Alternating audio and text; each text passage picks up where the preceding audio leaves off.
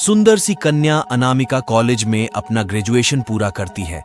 तभी उसकी मुलाकात एक लडीडैच के राहुल से होती है। तास राहुल भी बहुत स्मार्ट और माता पिता का आज्ञाकारी बेटा रहता है। दोनों एक दूसरे को पसंद करने लगते हैं।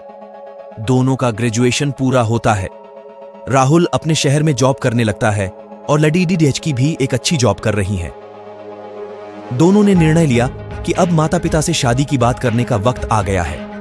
लेकिन परेशानी यह है कि दोनों की कास्ट अलग अलग है। अनामिका ब्राह्मण है और राहुल राजपूत।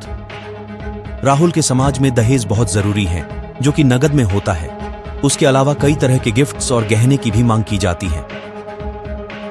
राहुल ने अनामिका को यह स्थिति स्पष्ट की और कहा, घर वालों को मनाओ। अगर तुम सभी मांगे पूरी करवाती हो तो मेरे माता पिता तुम्हें पलकों पर बैठाएंगे। अनामिका ने अपने माता पिता से यह बात कही।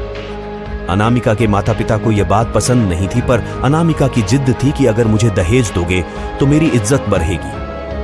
अनामिका के माता पिता सक्षम भी थे, बिना मांगे भी अनामिका को बहुत कुछ दे सकते थे, पर उन्हें इस तरह दहेज की मांग करने वाले लोग पसंद नहीं आ रहे थे। लेकिन माता पिता अनामिका की खुशी चाहते थे।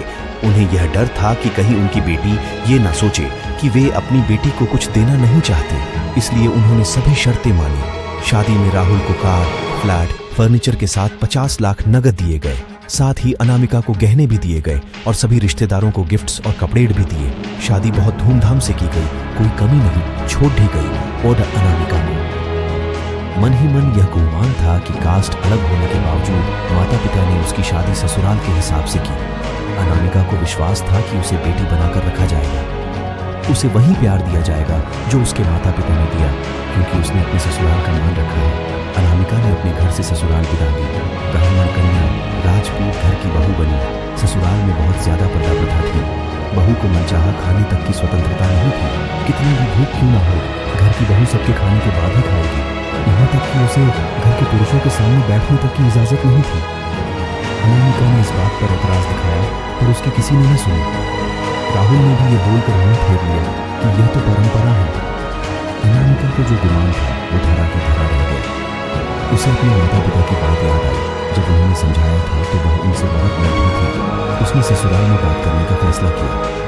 अनामिका ने अपनी सास, ससुर और पति से बात की, लेकिन उन्होंने नहीं सुना और उसे बहुत बेरहमी से पिटा गया। अनामिका ने कभी ऐसा व्यवहार नहीं देखा था। उसे जिस लाए हुए दहेज पर घमंड था वह चूर चूर हो गया था। अनामिका को माता पिता से बात करने भी शर्म महसूस हो रही थी।